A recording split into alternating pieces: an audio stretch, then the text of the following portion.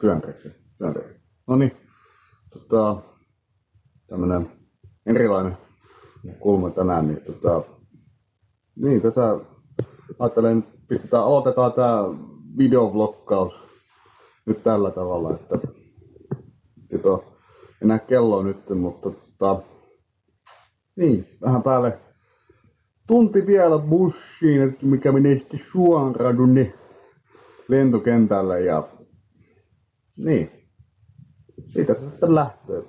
Laukut pakattuna ja reppu valmiina, että ei muuta kuin lähdetään kohta asemalle.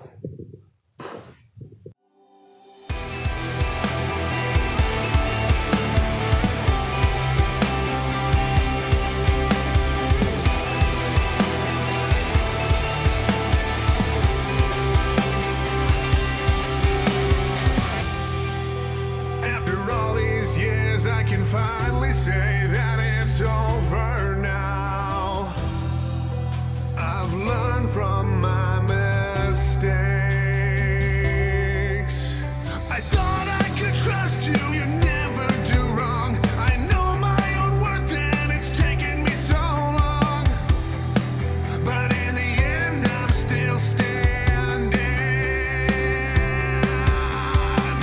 Here I thought that you were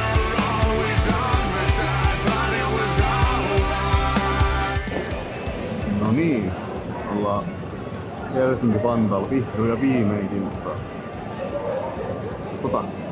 täällä on vaan jengiä nyt paikalla.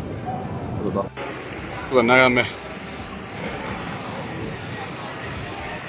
tuossa mennään sitten.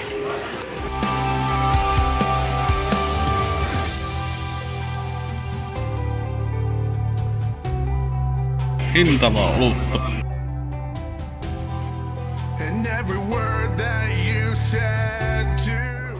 No niin, otetaan tämmönen pieni tilannepäivitys täältä. Sen ollaan ja hintavat on oluet. Ei se pääse mihinkään, mutta pyssyä mukka. Ihan vaan pyssyä. Ei muuta. Ei tässä mitään. Vielä on hetki aikaa, että myö päästään tonne portille päin tykkin, niin tekin kaikki mahdolliset kivaakin juttuja taas. Ei mitään.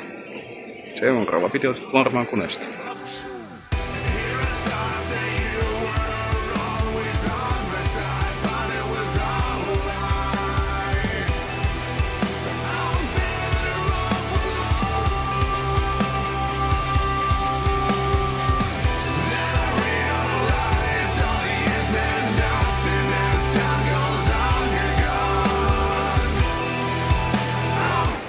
No niin, onnellisesti päästy Osakaan ja lentokentälle.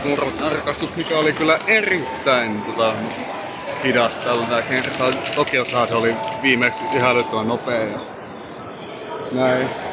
Mutta ei mitään, hei. Matka meni pienestä viivytyksestä huolimatta ihan ok. No 13 tuntia lentoon, niin se ei oo kyllä ihmisen homma. Ei mitään, mä lähden etsimään meikäläisen wifi-boksin, mikä mä tilasin ja sit katsotaan ja mitä hullua mä keksin sitten. Täällä me ollaan täällä rautatieasemalla ja 35 lähtöä junaa tonne Nampaan päin, eli keskustaan päin. Ja kuten näkyy, täällä on jengiä kyllä taas ihan mahdottomasti.